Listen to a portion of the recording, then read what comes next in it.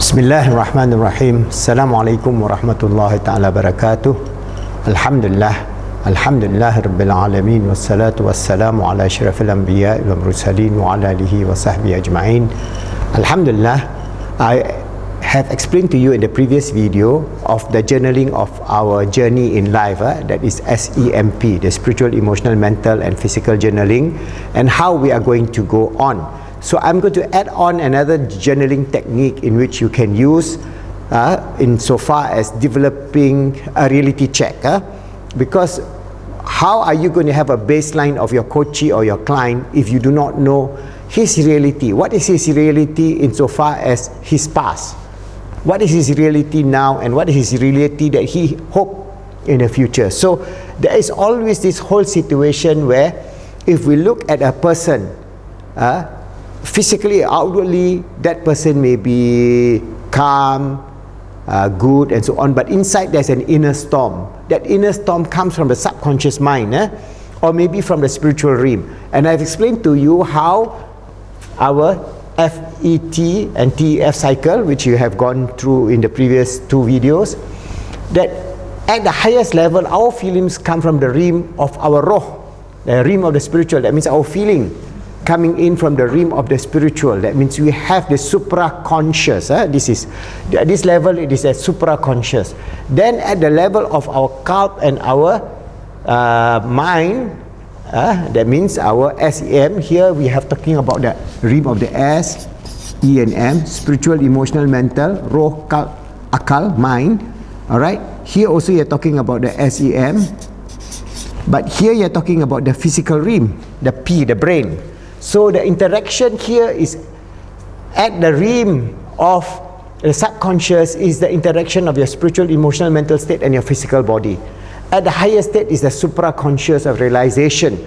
Okay, this is where we get, for example, for Holy Prophet Muhammad sallallahu alaihi wasallam, wahyu from Allah subhanahu wa ta'ala is a spiritual experience.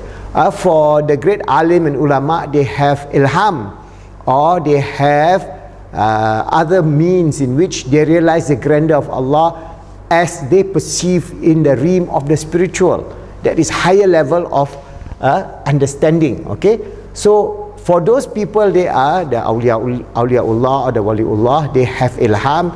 They also have not mu'jizat, but they have another form of understanding, which is higher level of understanding. So that is at the supraconscious level. At the subconscious level, we still interact with the spiritual, emotional, mental and with the physical self. So this is where, in terms of the past trauma, if you talk about a person, the trauma of the past, the subconscious feelings that they have in the past in terms of whatever that they have, and the spiritual experiences as a child. We have spiritual experiences. I still remember vividly as a child various spiritual experiences that I had, that I realized, and it is imprint in my past.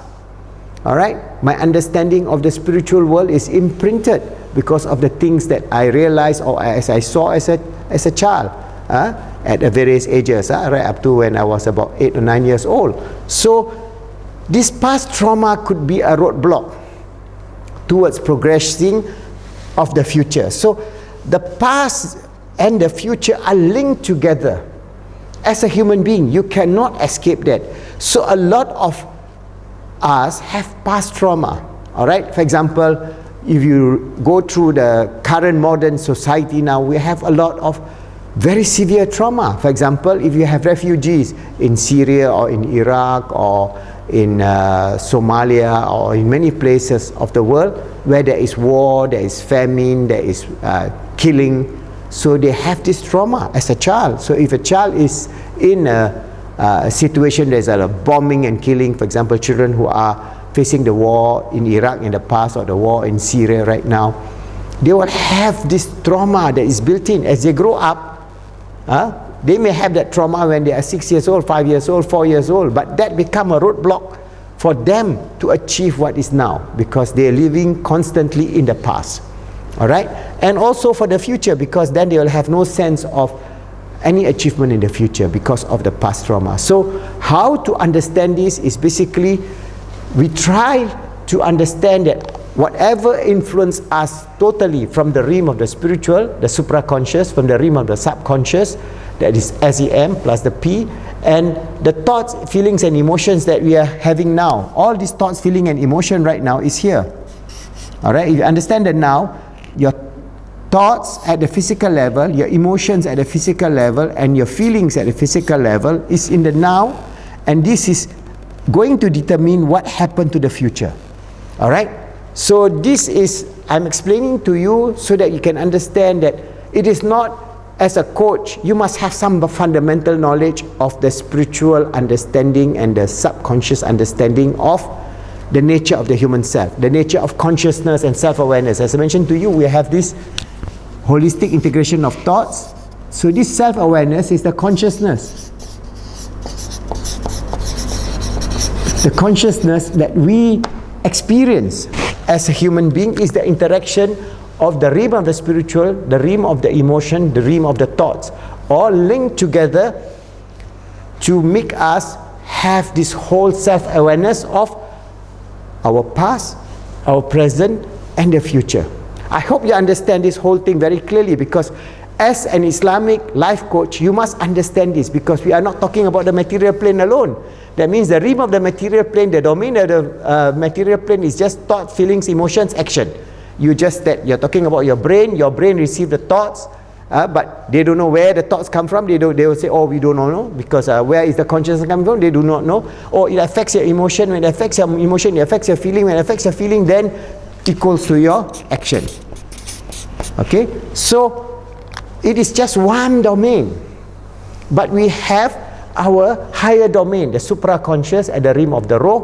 We have the subconscious at the realm of the Qalb and the Akal, and then we have the physical realm. So these thoughts is integrating together from the realm of the physical and the realm of the spiritual. That means the horizontal plane and the vertical plane is linked together. Then you have this self-awareness that is balanced, that is good, that is bringing you closer to the truth about the purpose and meaning of our existence as a servant of Allah, as His Khalifa on this earth.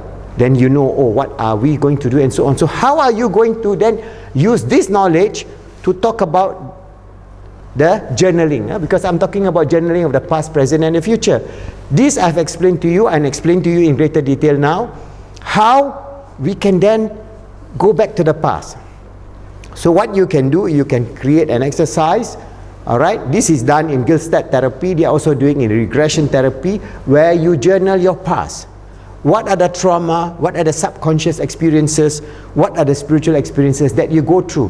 Whenever you are 2 years old, some of them can remember as early as 2 years old, 3 years old, 4 years old, 5, 6, 7, 8, 10, 20, until they are teenagers and so on. So this is the past. So if they are 24 years old now, their past is 23 years before that. So they journal. What are the trauma that they have? That means if they come from a background where their parents, for example, their father is very abusive because he get drunk. When he get drunk, he beat them up. Or in the worst cases, he raped his own child. That is a severe trauma. How can you experience the now of that person if he has all that baggage that is stopping him from expressing his true self as a good, useful, achieving human being? You must understand they come from a entirely different environment. The past is very severe. Or the refugees child who grew up and become a teenager now, where they are violent, they beat people up, they bully and so on. You can see of this past. So journaling of the past is very important, not in the sense that we are hypnotizing you. For example, in certain of the regression therapy, they put you into a hypnotic state and then they ask you to go back into the past. But that is where that you can then be suggested by the hypnosis.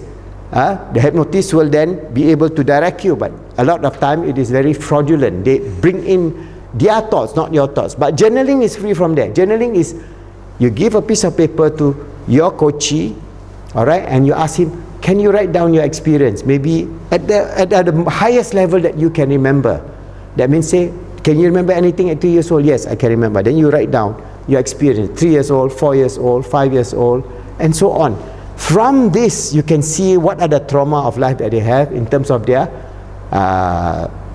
deprivation in terms of the kind of life that they go through, and then what are their subconscious feelings and what are their spiritual experiences. Some of them, they may have very weird, very odd spiritual experiences, which to you may be just delusional, but for them at that point it is a reality. Just like when I have some spiritual experience when I was a child, I see it as a reality, not delusional, and I still remember those spiritual experiences.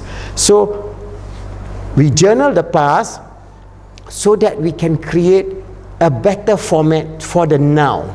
All right, and then we can then from the now extrapolate to develop a better future for that coachee. So this is the step. That means journaling through understanding of the whole realm of our existence, from the spiritual realm, the supraconscious, the subconscious, and the physical realm, and how we as a human being, in terms of our consciousness, our action, our thoughts, our self-awareness, is being influenced. And if we can link to understand that this physical realm is just one aspect, that we can transcend the physical realm, the dilemma, the trauma, and the difficulties by harnessing our full capacity. That means we as a human being, Allah has given us what? SEMP, the full domain of our spiritual, our raw, our emotional, our qalb, our mental, our akal, and our jasad. So with all those being built in, we can then have a baseline, a better baseline of the nature of the challenge that your coachee is facing, so that inshallah you can give them a better way forward. I will explain in more detail inshallah in the next video, but what's important is not to put them in the hypnotic state like regression therapy, or hypnosis therapy, but to journal, and then you can have a discussion of what are their trauma and how you can bring them forward positively to understand that they have a positive meaning and purpose in life. That's why in our book we have this whole chapter on being the Caliph of Allah. The whole chapter very important, because if you want to live in the now and in the future, you must know who you are. And to know who you are, Allah has ordained this in the Quran al-Karim, that we are His Khalifa on this earth, His vicegerent. And because we are His Khalifa and His vicegerent on this earth, we can then strive to make a difference insofar as achieving something good for ourselves, for our family, and the children. That's why, like for example, like I'm from the Khalifa Education Foundation and the Post-Islamic Psychology Center. This book was developed by the late Professor Muhammad Mahdi Jenkins and myself, as we discussed how are we going to bring forward those people who have challenges in the past, the trauma, the difficulties, the torture, the rape, the alcoholism, the drug addiction, and so on, to bring them to the center. And we can only bring them to the center if they understand the nature of their existence, the reality of their existence, and the beautiful life that Allah has ordained for them in the now. And for that, they must understand the whole purpose of being the Caliph of Allah. So we have one chapter. You go back to our book and also our videos and talking about being the Caliph of Allah, and then we can slowly bring this wonderful idea of how to express that vicegerency. Just like what I'm doing this video, all this range of video is my sense of meaning and purpose of expressing my vicegerency as a Caliph of Allah on this earth. Always inshallah striving to make ourselves good, helping others to be good, and making the world good and pleasing to Allah subhanahu wa ta'ala, to all His goodly creatures and all humanity and all things in this universe that Allah has given us His grace, His mercy, His blessings, and given us a wonderful life of Iman, Islam, and Ihsan, and giving us the opportunity to express peace and tranquility and sa'adah, which is the birthright of every human being, Muslims and non-Muslims, if you understand the purpose and meaning of being a good person, living as a Caliph of Allah and dying as a Caliph of Allah in the way that is pleasing to Allah, inshallah.